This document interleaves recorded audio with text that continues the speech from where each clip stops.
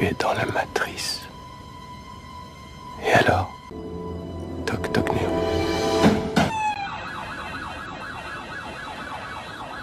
Police nationale, lutte contre la Covid-19. Le port du masque est obligatoire sur l'ensemble de l'agglomération marseillaise, et notamment sur le Vieux-Port. À défaut, vous exposez à une amende de 135 €.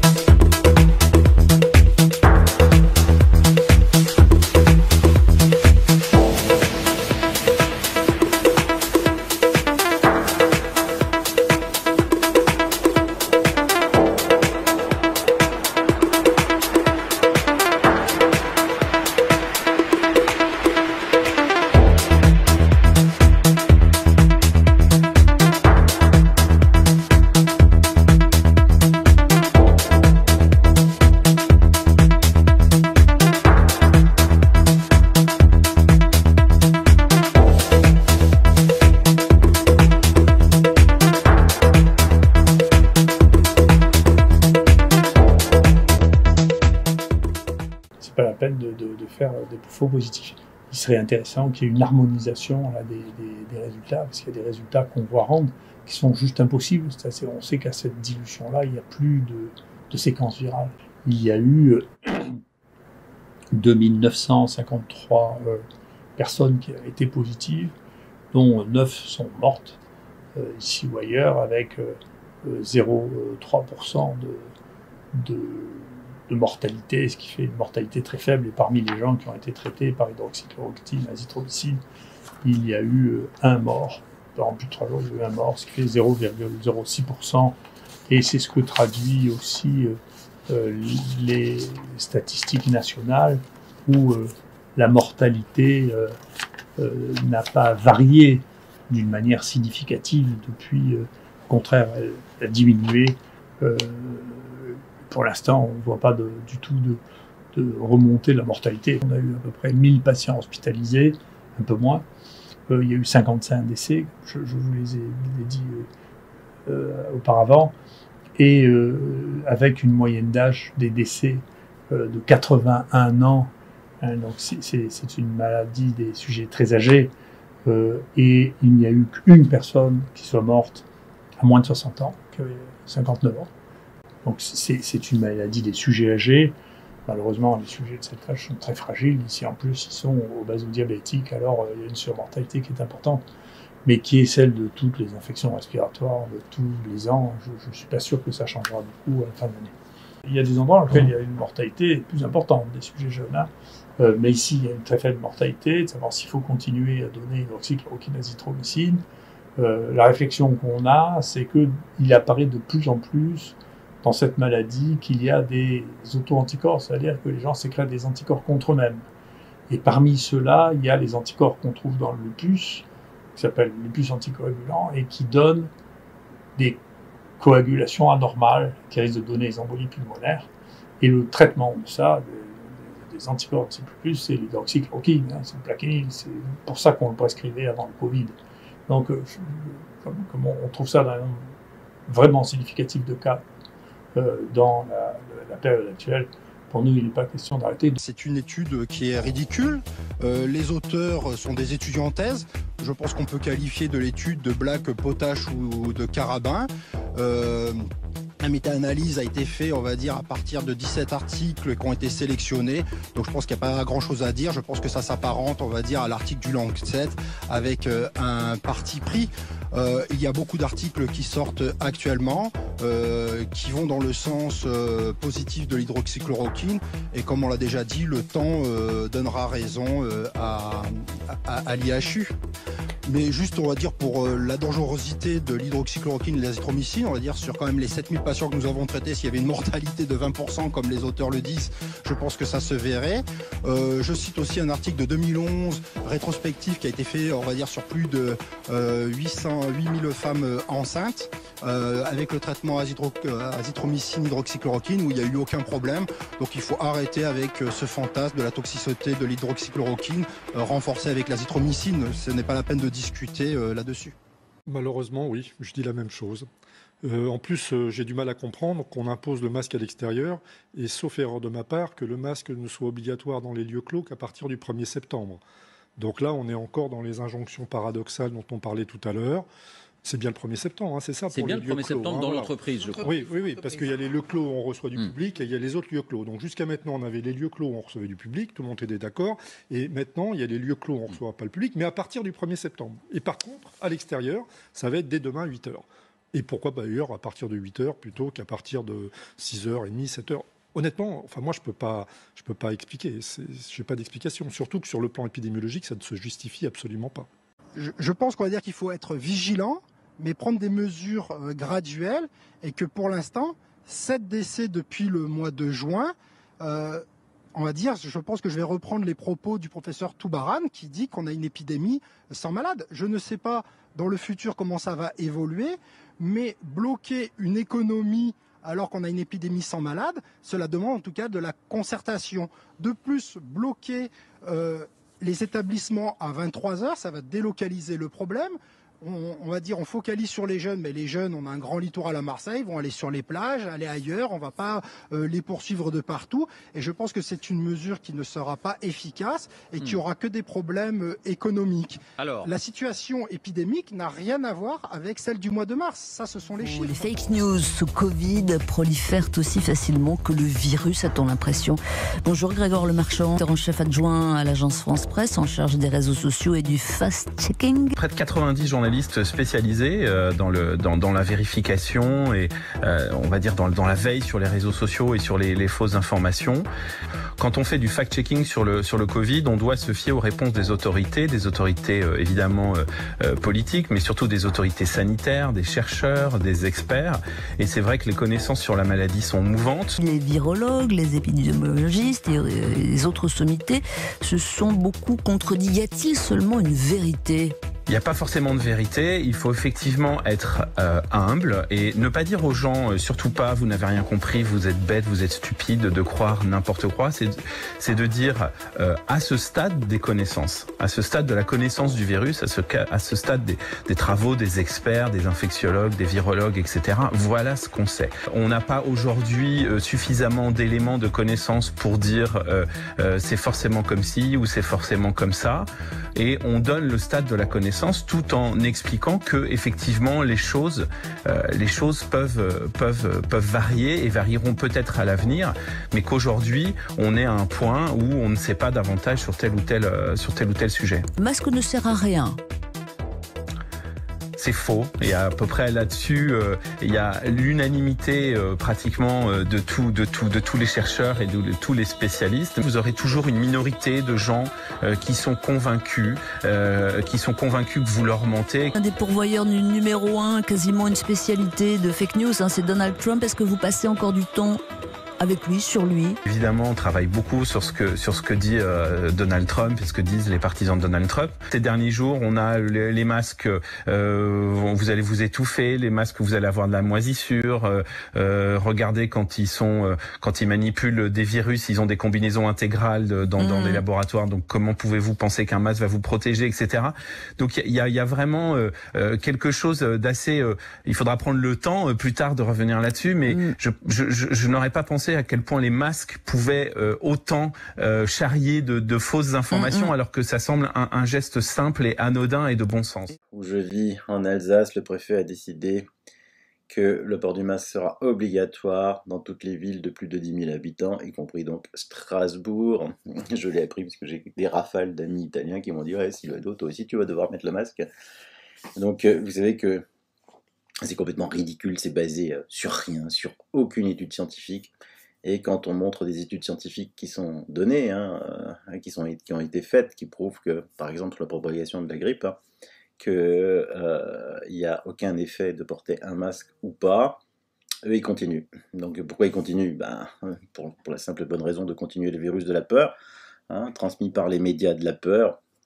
Hier, la France a eu quasiment autant de cas positifs que l'Afrique. Aujourd'hui, je crois qu'elle va peut-être battre l'Afrique. L'Afrique, c'est quand même presque 1,5 milliard de personnes. Il ne faut pas plaisanter. Donc, soit c'est du pipeau, et les tests français, c'est pipeau, soit c'est vrai. Mais alors là, il faut se poser des questions sur le fait que pourquoi autant de tests, pourquoi autant de gens positifs, est-ce qu'il y a autant de malades, comment on peut avoir autant de personnes positives en France par rapport à un continent. Is offered in the interest of promoting an open discussion that may lead us to truth. Some favored people received an invitation to a private ball. At first sight, one couldn't understand a word that was written. Qu'est-ce que c'est? C'est le mot de passe. The author of this invitation was Baroness Marie-Hélène de Rothschild and her husband Guy, members of the French branch of the Rothschild family, the world's most wealthy family of bankers and financiers. Tout le monde y va costumé et masqué. The general public gave it a name, the Illuminati Ball. And parts of Eyes Wide Shut were shot at a mansion in the UK that also belonged to the Rothschilds. Did Stanley Kubrick show us a glimpse of a world that is hidden from the larger public? The essential fact is that Stanley Kubrick died on the 7th of March, 1999, only days after presenting the first cut to the film company. Some people claim that after his death, the film was heavily edited and more than 20 minutes were deleted from the actual release. C'est dans le monde de la finance qu'Emmanuel Macron va faire une entrée fulgurante. Le jeune homme pressé devient à 32 ans associé gérant de la banque Rothschild, le nec plus ultra de la banque d'affaires. En coulisses, la dynastie Rothschild est sans aucun doute la famille la plus puissante de la Terre. Maintenant, regardez bien ça. On peut voir que ce sont des Illuminati qui tirent les ficelles, les preuves sont partout, il suffit d'y prêter attention. Je crois qu'Emmanuel Macron a tout à fait le talent pour être un présidentiable un jour. J'irai même plus loin. Je crois que je connais celle qui viendra après lui. Alors vous avez des grandes familles qui sont consacrées à Satan au plus haut sommet des Illuminati, notamment les familles Rothschild. En quoi son métier de banquier d'affaires peut aider Macron à être efficace en politique? On y apprend l'art de la négociation. On est amené aussi beaucoup à communiquer, c'est-à-dire à raconter une histoire. Donc ça donne un sentiment que la cavalerie continue. Donc on y apprend d'une certaine façon aussi des techniques pas de manipulation de l'opinion, mais un petit peu. La pyramide est le signe de la puissance. La pyramide de Ponzi est encore là et la croissance virtuelle va continuer. Maintenant, c'est tout. Vous parlez de prêtres druides et ensuite vous parlez des Rothschild, des Rockefeller. Oui. Dites-vous que les Rothschild et les Rockefeller, les chefs de ces grandes familles-là et d'autres, sont des prêtres druides? Ils ont des prêtres druides à leur service. Please welcome to the stage for the third Rothschild Foundation lecture, Marina Abramovich.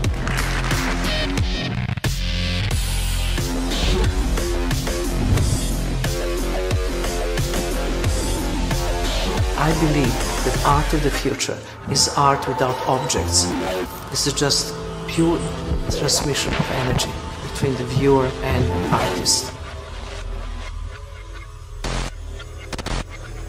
We are waking up to the robber barons and the big banksters who are looting this economy with the Federal Reserve. Well, on sent bien qu'il y a une énergie, une force qui passe là, qui est une force avec une... Comment dire, que le type qui est sur cette scène-là, eh ben, il parle à Dieu, il entend des voix, il est dans la transcendance, il est du destin, il pense qu'il vient de quelque part pour être là. Est-ce que ça veut dire que Macron est mystique? Ah ouais, Macron est mystique, oui. Il y a le château Rothschild qui abrite un des principaux temples sataniques où annuellement les 8 grands chefs du monde se rencontrent avec les 13 du Coven. Depuis que je suis rentré dans le champ politique, je vis ça comme une mission. Et ce sont les mêmes 13 prêtres druides qui sont les personnes consacrées au culte de Satan et qui doivent présider au contrat satanique à l'intérieur et de la franc-maçonnerie et des Illuminati. La conviction qu'il existe une transcendance. Parce qu'au sommet, franc-maçon et Illuminati se confondent. Quelque chose qui dépasse. Qui vous dépasse, qui vous a précédé et qui restera. Donc ça donne un sentiment que la cavalerie continue. Comment vous avez vu, Emmanuel Macron a été élu avec 66,6. Et puis Emmanuel Macron, les yeux exorbités, il a dit qu'il voulait redonner espoir à tous. Il a fait des grandes tirades avec les voix qui vacillent avant d'enlever le masque. Remove your mask.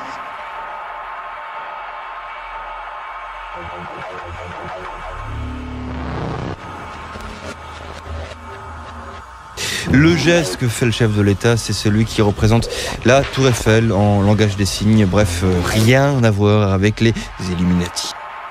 But really, what you're looking at here is known as the Triangle of Manifestation. It is an occult practice to invoke or evoke an entity into a group or a person or anyone in front of them. You do that? What is that? That's the Rockefeller sign. Oh, look at me. En latin, Lucifer, ça veut dire celui qui apporte la lumière. On ne sait jamais. Il fera peut-être un bon président. Je crois que notre génération doit savoir que la bête de l'événement est là. Et elle arrive.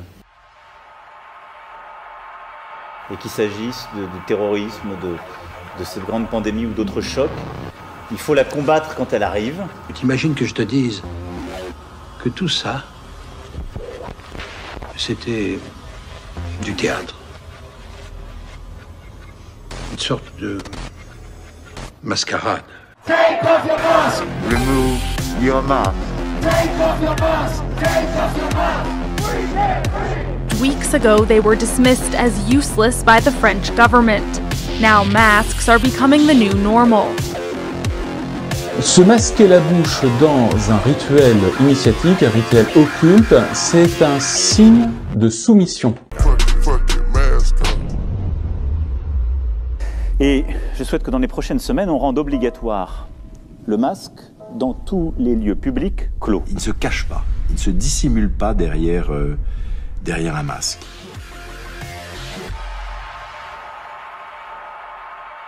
Comme vous, je n'aime pas porter un masque. On doit un peu apprendre à vivre avec ça. Finally, let's end, of course, with the French president once again. He is prone to dressing up, isn't he? That's right. So this led Le Lab de Europe, which is a website focusing on politics, to compare him to Tom Cruise, right? Obviously. And to add a video at the bottom, which is "Take My Breath Away." I'm not sure we'll be able to hear it, but you get the drift. I think we all know what that sounds like. Parce qu'on pensait qu'on arriverait, tel des Prométhées, on pensait qu'on était libéré de tout. Mais là, on a peur d'étouffer. And I trained for a long time to the point when I finished the sequence, there'd be times I'd be sitting there talking in meetings and I wouldn't breathe. I realized I am not breathing and I had to turn my autonomic system back on to breathing in.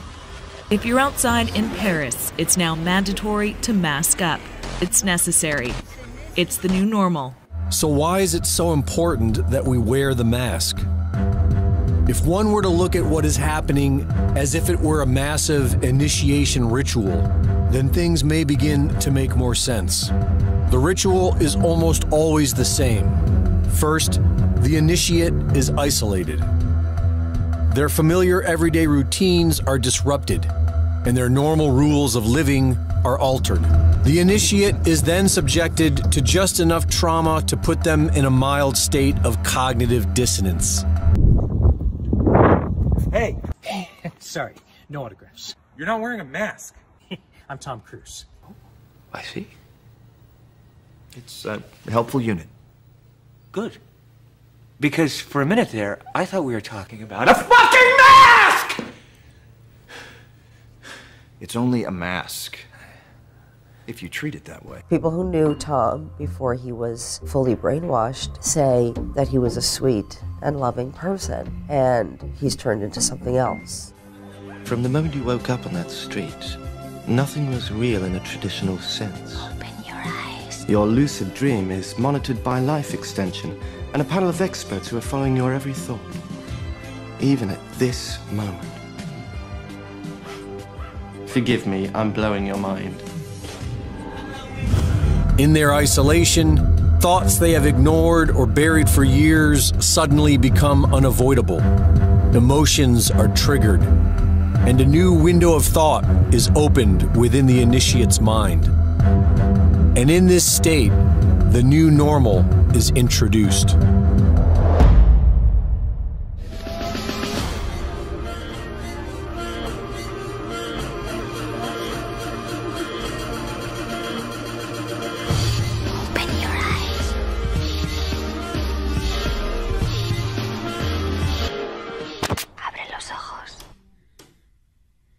Open your eyes.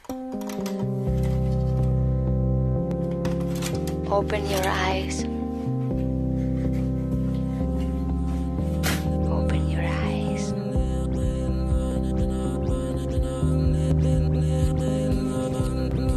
your eyes.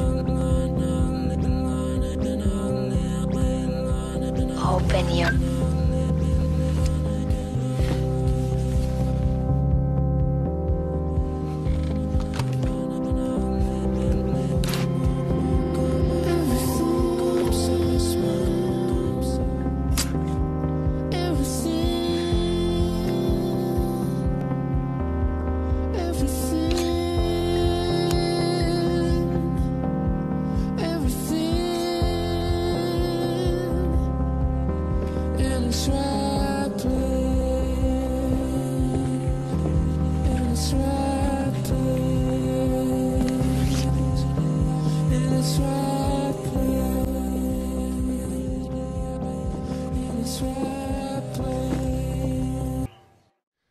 Tout le monde est partant pour le grand reset.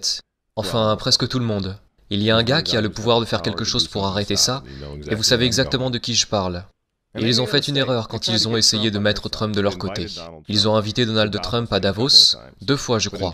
Mais en janvier, quand Donald Trump a vraiment commencé à voir la bête qui se dressait contre lui, il est allé à Davos, oui, au Forum économique mondial, et il leur a fait un énorme doigt d'honneur. Nous nous sommes engagés à préserver la majesté de la création de Dieu et la beauté naturelle de notre monde. Mais pour embrasser les possibilités de demain, nous devons rejeter les éternels prophètes de malheur et leurs prédictions de l'Apocalypse. Ces alarmistes exigent toujours la même chose, le pouvoir absolu de dominer, transformer et contrôler chaque aspect de nos vies. Nous ne laisserons jamais les socialistes radicaux détruire notre économie et ruiner notre pays. 2 jours après que Donald Trump ait donné ce discours, un gauchiste de 89 ans, l'étrange milliardaire George Soros, a fait une intervention d'urgence, à Davos une fois de plus, avertissant que les élections américaines de 2020 détermineraient, je cite, le sort de notre monde. Maintenant, puisqu'on parle de Davos, jetez un coup d'œil une fois de plus. C'était 1 mois après que Donald Trump s'est adressé à Davos et leur a fait un doigt d'honneur. Voici ce que le pape François et l'économiste Jeffrey Sachs ont répondu. C'est un pays dangereux en ce moment. Il sera absolument dangereux si Trump est réélu.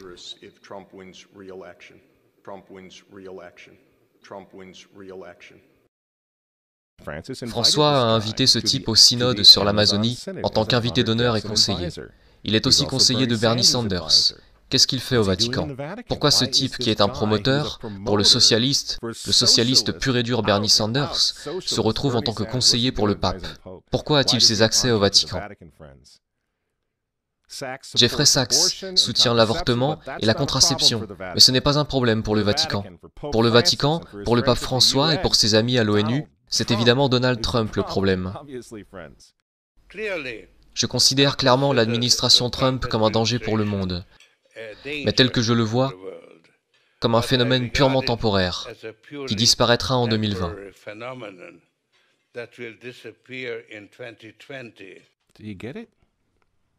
Vous comprenez? Vous voyez pourquoi il y a tant de haine envers Trump? Parce que malgré tous ses défauts, il est capitaliste, il n'est pas mondialiste. Il ne sera jamais l'un d'entre eux. C'est pourquoi il a retiré les États-Unis de l'accord de Paris sur le climat. Donald Trump a retiré les États-Unis de l'Organisation mondiale de la santé, l'entreprise de Bill Gates. Et maintenant, il menace de retirer les États-Unis de l'Organisation mondiale du commerce. Les gens disent « Oui, Donald Trump s'est marié 2 fois, c'est vraiment un homme mauvais. Mais il est en train de tenir tête à des démons. Personne n'a dit qu'il était saint. Il frappe les vaches sacrées des Nations Unies dans le monde entier en ce moment même. L'Assemblée générale vote couramment à 185 voix contre les États-Unis sur presque tous les sujets désormais. Et vous vous souvenez, puisqu'on parle des Nations Unies, en novembre 2019, juste avant que le coronavirus arrive, Trump est allé aux Nations Unies, à l'Assemblée générale, et il a déclaré la guerre au mondialisme. Les dirigeants avisés mettent toujours le bien de leur propre peuple, de leur propre pays, en premier. L'avenir n'appartient pas aux mondialistes. L'avenir appartient aux patriotes. Peu après le discours que Donald Trump a livré à l'ONU, que s'est-il passé? Le coronavirus s'est répandu dans le monde, et l'économie américaine qui était en plein essor a été mise sous assistance respiratoire. Pensez-vous que c'était un accident?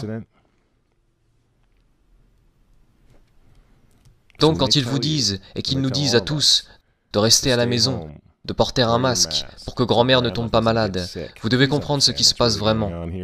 Ils ne se soucient pas de votre grand-mère. Ils ne s'occupent pas des personnes âgées. Ils ne se soucient pas des bébés. Ils veulent les avorter, afin de pouvoir sauver notre société. Ils avortent des millions de bébés dans le monde entier. Ils ne se soucient pas des bébés, ils ne se soucient pas des personnes âgées. En réalité, si vous voulez sauver votre grand-mère, dites aux mondialistes de rester loin d'elle. Vous vous souvenez comment certains d'entre eux, comme Cuomo ou d'autres du même genre, ont renvoyé des patients atteints du coronavirus dans les maisons de retraite? Voilà à quel point ils se soucient de votre grand-mère. Et le but du jeu est maintenant de mettre l'économie des États-Unis à genoux, la réduire à néant, pour que tout le monde réclame le grand reset. Rendre cette nouvelle normalité si anormale que même vous et moi, vous savez, dans un avenir proche, nous supplierons pour avoir des vaccins. Car on nous aura rendus fous à ce moment-là, à mendier pour tout ce qui nous gardera en sécurité, selon nos geôliers et gardiens, et nos gardiens de zoo, vous voyez. C'est ce qu'ils veulent. C'est pourquoi ils continuent à utiliser ce terme de nouvelle normalité.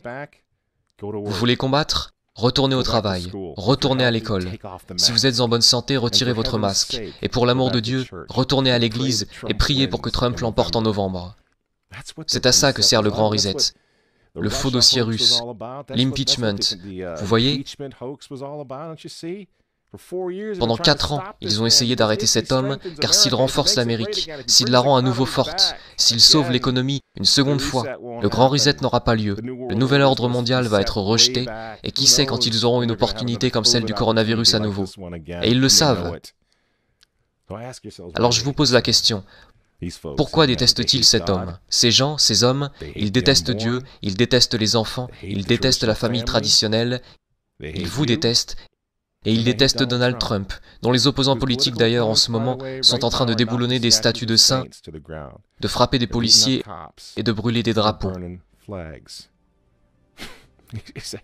Vous dites que vous n'aimez pas Trump? Je suis désolé les amis, mais on s'en fiche, cela n'a plus vraiment d'importance. Vous pensez à la personnalité de Trump ou à ses tweets, mais regardez la situation dans son ensemble. Le choix est simple les amis.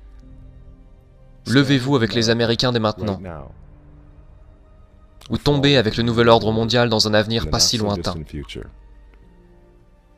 Il n'y a pas d'autre choix. C'est un enfant qui disparaît toutes les 10 minutes. En 2019, 51 000 enfants ont disparu en France. 3 causes à cela: des fugues, des histoires familiales et, pour finir, des disparitions inconnues. Un tiers d'entre eux reviennent ou sont retrouvés dans les 72 heures.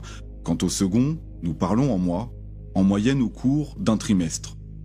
Mais concernant le dernier tiers, ils ne sont tout simplement pas retrouvés. Il s'agit donc au bas mot de 17 000 enfants qui disparaissent chaque année.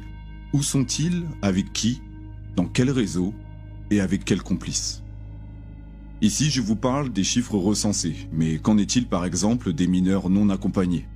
De tous ces enfants qui fuient leur pays d'origine pour trouver refuge en France.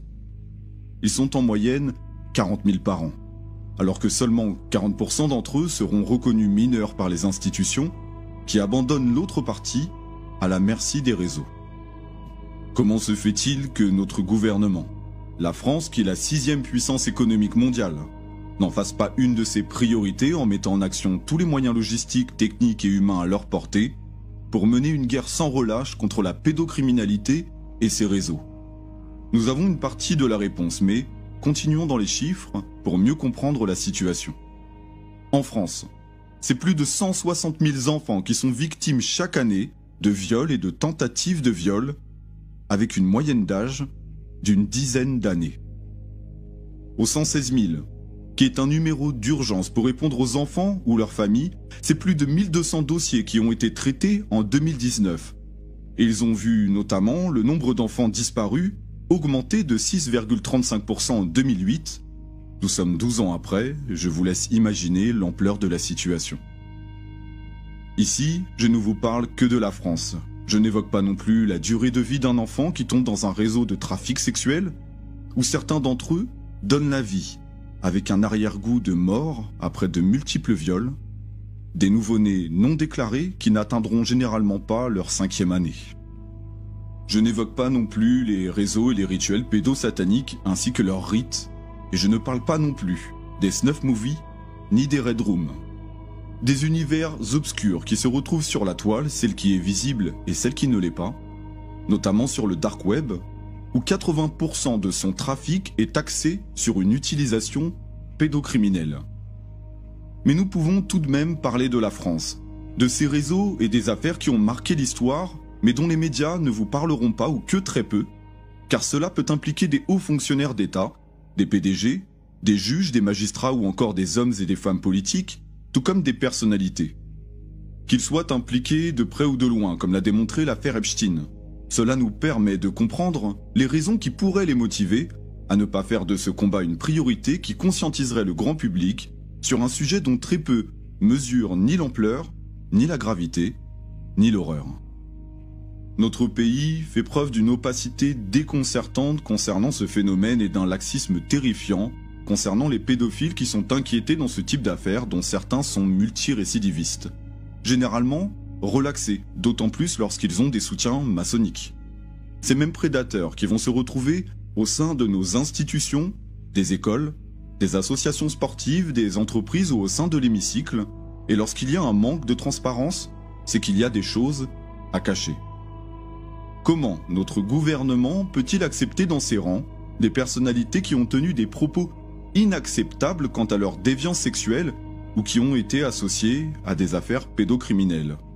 Quel message font-ils passer à toutes les victimes et à tous les parents qu'ils abandonnent et qui vivent dans l'angoisse, la peur et le désarroi, dans une situation où l'absence de réponse laisse place à l'imagination, au doute et à la douleur?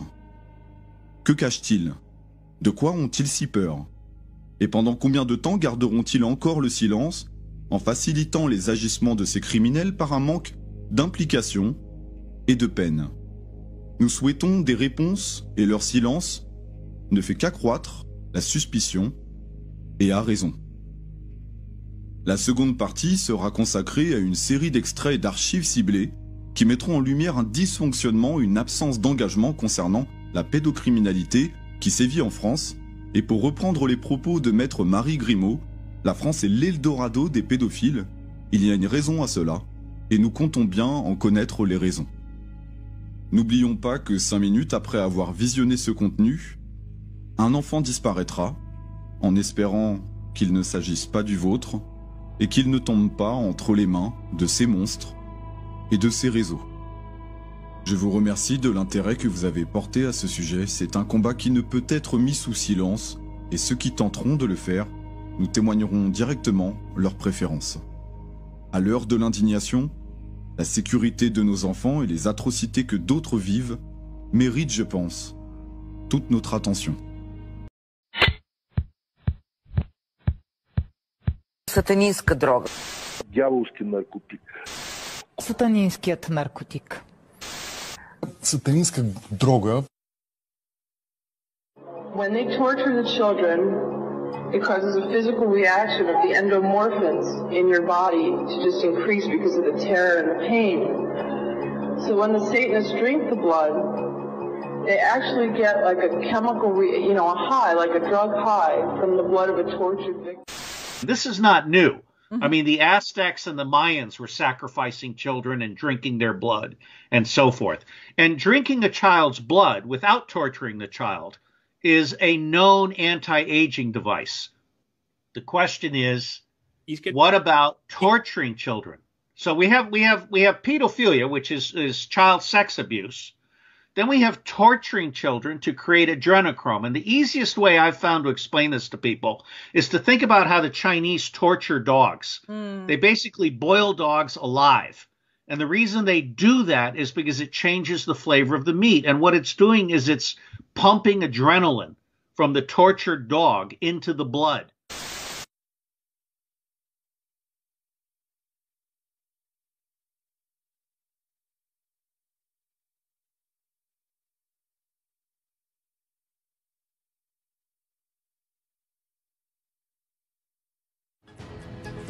Прокуратурата промени обвинението на Кристиян Николов. Той вече ще отговаря за умишлено убийство на Милен Цветков. Софийският градски съд трябва да реши в следващите часове дали да го остави в ареста.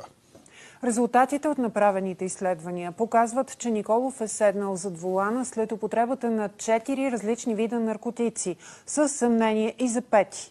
Прокуратурата поиска постоянен арест на Николов, защото ако е на свобода, може да извърши друго престъпление или да се укрие. Симона, приятелката на Кристиян, и Георги, синът на депутата от ГЕРБ Лъчезар Иванов, остават на свобода срещу гаранция от по 10 000 лева. Още по темата сега от Иво Никодимов. Здравей, Иво. Какъв е петият наркотик? Добър вечер. Според наши източници, разследващите имат данни, че Кристиян е ползвал и най-скъпия синтетичен наркотик – адренохром. Той е известен още като синтетичния наркотик, като сатанинския наркотик. Веществото е дериват на adrenalina. Şimdi bu ana haber bülteninde sizi sarsacağım demiştim, hatırlıyor musunuz? Ben şu konuya odaklandığımda gerçekten beni sarsan durumla karşılaştım. İlk defa okudum. Bu da benim eksikliğim. Siz de ilk kez öğreneceksiniz. Anıl DSF'si de var biliyorsun Sandra Bullock'un, onu da hazırlayalım. Şimdi sizi birkaç yıl önce yapılmış bir televizyon programına götüreceğim. Dünyanın, Amerika'nın en ünlü talk showcularından Ellen'da. Ünlü Sandra Bullock, Speed filminden hatırlarsınız. Çıkıyor ve orada sorulara cevap veriyor. Ellen soruyor, nasıl bu kadar zarif görünmeye devam ediyorsun? Yaşın kaça geldi? 50'yi aştı. O da bir cevap veriyor. Siz o cevabı bir izleyin. Döndüğünüzde 40 saniye zaten o şeytani gençleşmeyi size ben anlatacağım. Way in which one forces through microneedling. It's like a little roller with these, some of you, I think many of you know it, and it pushes through the skin and ruptures the collagen and then boosts it. You look like a burn victim for a day, but then it pushes the serum. What are you pushing into the skin, Sarah? Sandra? Sarah? Carrie? What are you pushing into the skin? Well, you push in whatever the facialist would like to insert into your pores. But what is it? It is an extraction from a piece of skin that came from a young person far, far away, and they somehow figured out how to extract. It's foreskin from a Korean baby. Ne kadar masum anlatıyorlar değil mi? Basit bir konuymuş gibi. Ellen de hemen müdahale ediyor. Neymiş?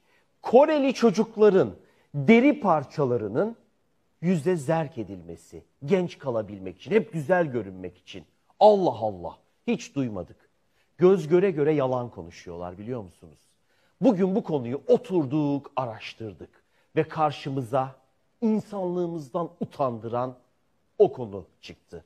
Efendim, önce adını söyleyeyim size. Adrenokorm. Adrenokorm. Nedir bu? Çocukların olağanüstü zor durumlarda karşılaştığında, bir korku anında, bir acı anında vücudun refleks olarak hormon bezlerinden ürettiği bir tür hormon. Adrenalinin kökü diyebiliriz. Peki çocuklar o zor anlarda bir direnç oluşturuyor vücut o hormon sayesinde. Ve çocuk güçleniyor. Dayanıklılığı artıyor. İşte o hormonu alıyorlarmış. Ardından bir dozu $1000. Bir dozu $1000 ünlülere satıyorlarmış. Şimdi kulağınıza hiçbir şey yok diye gelebilir. Ama unutmayınız. Çocuklar korktuklarında, çocuklar acı çektiklerinde o hormon salgılanıyor. Bunu alabilmek için çocuklara kıyıyorlar efendiler. Çocuklara kıyıyorlar. İşte adrenokorm, doğal insan salgısı önce kalp hastaları içindi. 1939'da keşfedildi. Sonra bir de baktılar ki insanda yaşlanmayı engelleyen, %60 oranında genç kalmasını sağlayan bir hormon. Çocuklardan alınırken bu korkmaları gerekiyor ya. Çocuklara işkence yapılıyor. Çocukların tam ölüm anında kanları çekiliyor ve bu ilaç haline getiriliyor. Bu yasaklanmış. Dünyada günde kaç çocuk kayboluyor biliyor musunuz? 2500. Her gün dünyada 2500. Hepsi de geri kalmış ülkelerin çocukları. İşte onları bazı çeteler alıyor, işkence ederek öldürüp o andaki hormonu çekerek zenginlere satıyorlar. Peki Wikileaks'te de bunun yazıldığını biliyor musunuz? O meşhur Wikileaks belgeleri vardı biliyorsunuz. 2012'den sonra Amerika'da yasaklanmış bu serum.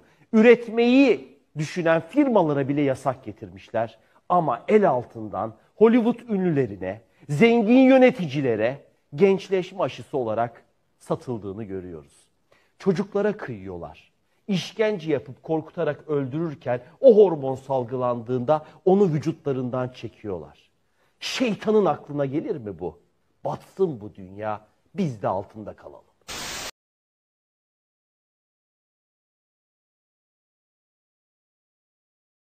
Thought that anybody, any human would ever do. Yeah, I don't know who said that to you, but thank God you have a heart. Yeah, I have a heart such that after watching this, I couldn't stop crying for about 3 hours. It was so horrific. And I couldn't sleep for almost a week. It's like Q said, those who know can't sleep. I still don't sleep well sometimes due to this. And so I'll go into this, but I want people to know if you have children in the room, you might think about seriously taking them out for this part. Use your own discretion. If you don't think you can listen to this, don't. I will go into this in graphic detail. It's very disturbing what I saw. There's 2 different Frazzle Drip videos that I saw, both simultaneously back to back. And this is what was on Wiener Weinstein's. I think him as a wiener. He's, he is one. I mean, that's all he is. He's just a male member that has no compassion or heart or morality at all. He's just a wiener. And so it was on his laptop, and the policemen that saw it were throwing up and retching and crying, and a lot of them just couldn't live with it. They actually saw way more than I saw, and mine was bad enough. A lot of them, I don't know if they actually committed suicide or they were suicided, but a lot of the police that saw this aren't alive anymore, a good majority of them. Yeah. That being said, so we'll go into it. With the purpose of this is twofold: to bring up a demonic through the blood of the child. It's a witchcraft. The child's in the pentagram circle symbol thing. They're doing the incantation, and then they start torturing this young person that is, in one case, chained to a tree, and in the other case, to a bed. And the one with the bed had a doctor in attendance. The one with the tree, which was a 10-year-old girl chained to a tree, was out in a forest area. It looked like an area I'm somewhat familiar. It looked like an area I know on the East Coast somewhere. in the big forest like you see in the Blair Witch Project with those endless forests that go, if you don't have a compass and know how to orienteer, you get lost as heck.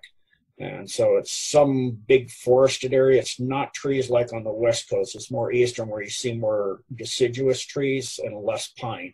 And so she's chained to a small tree, this 10-year-old girl, and Uma Abedin and Hillary Rodham Clinton take this girl and they start doing the fire and the symbol, and then they start cutting her up.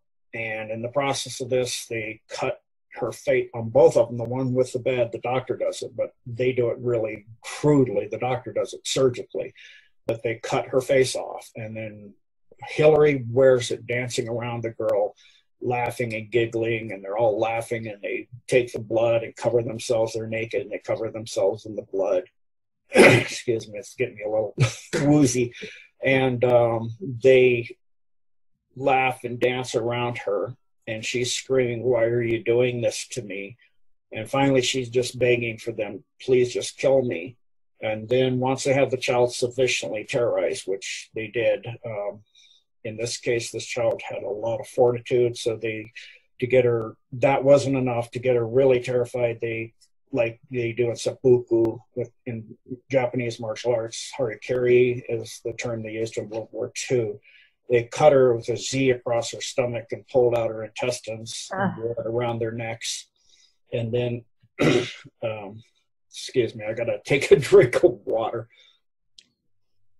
I mean, it's just, it's nauseating. Yeah, sorry. Yeah. They then, once she was sufficiently terrified and still alive, they reach up with looks like some kind of forceps, kind of bent, very slender at the end, into the nose and up into jamming it up into the brain. They knew how to do this, so they didn't kill the girl. They pulled her pineal out through her nose. And they each one ate half of it. I think Hillary did it and offered it to Uma, and she bit half of it, and then the walnut, as they call it. And Hillary ate the other part, and then the blood's coming out.